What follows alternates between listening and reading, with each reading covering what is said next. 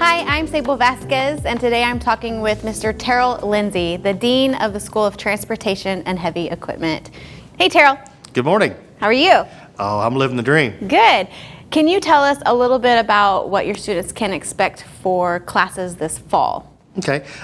This fall, it'll be quite different compared to what it has been in the past, the 46 or 50 years before this. We will be doing a blended method on our classes. All of our theory portions of our classes will be delivered online. However, we will still have the hands-on portion within our shops.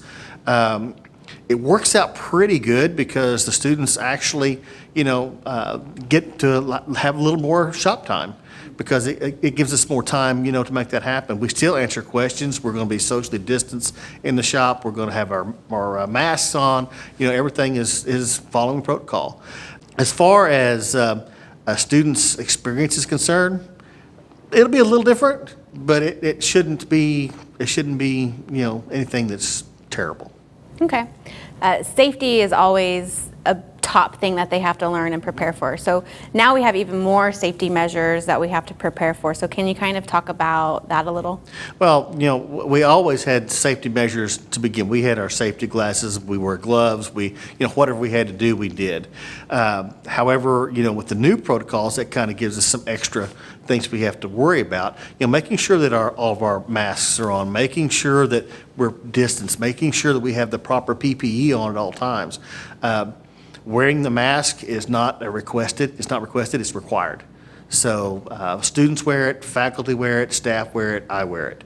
So it's just the new normal for right now. Okay. And what would you say to students that are considering coming to OSUIT this fall and their parents to kind of put them at ease on helping them to make a decision? The thing is that, we're making sure that we're socially distanced. I mean, my shop areas are anywhere from 10 to 12,000 square feet. And, CDC wants you to have approximately a 36 square foot, radius around each student. The school, OSUIT, is requesting that we do a 40 square foot radius around each students. I have a lot more space between my students than what is required by either the CDC or by the school. So, I'm able to put all students in the shop area at the same time and still be well within limits.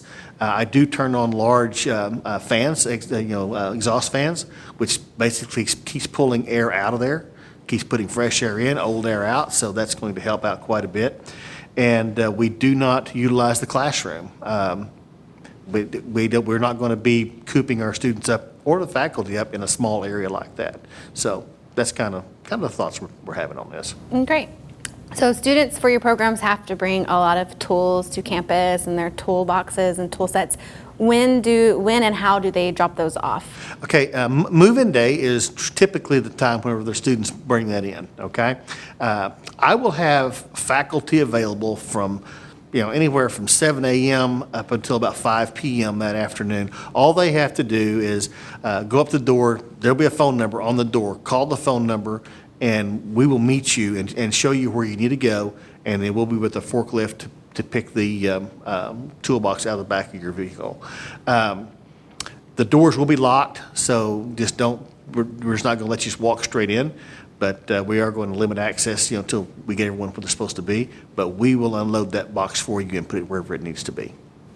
So for your programs, all of your students have an ongoing rotating internship that they do throughout the whole time they're in their program. Yes. So earlier this year in the spring, we didn't come back after spring break. So what happened with those students? Luckily, we'd been talking to our faculty, and we had taken care of a lot of the hands-on portions that we needed, before we left for the spring break side of it. So what we did is we moved another one of their internships into that space. Students that were on internships stayed on internship, and then the students actually just went on the internship instead of, waiting at home. My students did not get laid off during this pandemic. We're all essential careers. So they needed all hands on deck. So, my students worked all the way through this, and they will always work all the way through stuff like this.